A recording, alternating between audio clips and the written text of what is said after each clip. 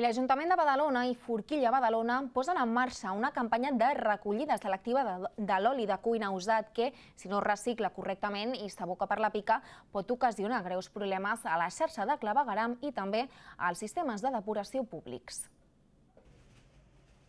A partir d'ara es recollirà l'oli domèstic usat tant a les deixalleries com a qualsevol dels 24 restaurants adherits a la campanya, membres de Forquilla Badalona. L'entitat vol fer arribar la campanya a la resta de restauradors de la ciutat per tal d'evitar la contaminació de l'aigua. I és que asseguren que una sola gota d'oli pot contaminar entre 600 i 1.000 litres d'aigua.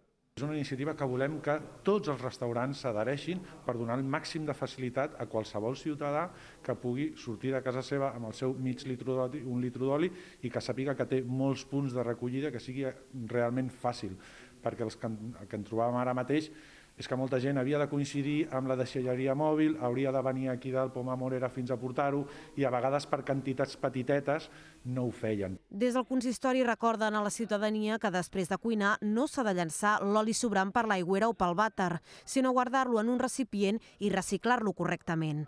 Per una banda, estem treballant pel medi ambient i fem que la ciutadania col·labori portant l'oli als restaurants, i a més els facilitem aquesta recollida, perquè no han de dependre d'anar només a les deixalleries. És una recollida de proximitat, per dir d'alguna manera, i això facilita molt les coses, sobretot a la gent gran. Per altra banda, també hi ha un altre guanyador aquí, que és la restauració de Badalona, ja que molta gent que potser no s'acostaria a un restaurant, a un establiment d'aquest tipus, anirà, portarà l'oli i potser es quedarà a fer un cafè, coneixerà el restaurant i d'alguna manera donem a conèixer aquest sector de la població que en temps de pandèmia també està molt castigat. L'oli reciclat es pot aprofitar per transformar-lo en biocombustible o fer-ne sabó. Justament la Fundació Sant Josep de la parròquia de Sant Sebastià de Pomar elabora de manera artesanal pastilles de sabó, donant feina a més d'una desena de persones vulnerables i en risc d'exclusió social. Les persones que portin l'oli domèstic usat als restaurants col·laboradors rebran com a obsequi una pastilla de sabó feta amb oli reciclat. Amb aquest cartell visible des del carrer, Toni, els ciutadans de Badalona podran saber quins són els establiments que estan inclosos dins aquesta campanya de reciclatge. També hem de dir que aquesta campanya ha començat amb els restaurants i amb els bars que estan dins de Forquilla Badalona, però que estan oberts a incloure molts altres establiments. És per això que hem vingut avui a parlar una mica més aquí al restaurant El Fígaro, per parlar una mica més d'aquesta campanya, per conèixer més detalls, i per fer-ho ens hem citat amb la presidenta de Forquilla Badalona, amb la Roser. Bona tarda, Roser. Hola, bona tarda. Avui heu quedat amb ella per poder fer aquesta entrega d'oli. Què es fa quan hi ha una entrega? Què ho feu amb aquest oli? Doncs agafem, ella ho porta amb una ampolla de litre i mig així de plàstic, que porta l'oli reciclat de casa, llavors anem fins a un bidó que tenim, vale? Això ho tenen tots els punts, eh? Sí, és obligat, tots els restaurants han de tenir el bidó per reciclar l'oli.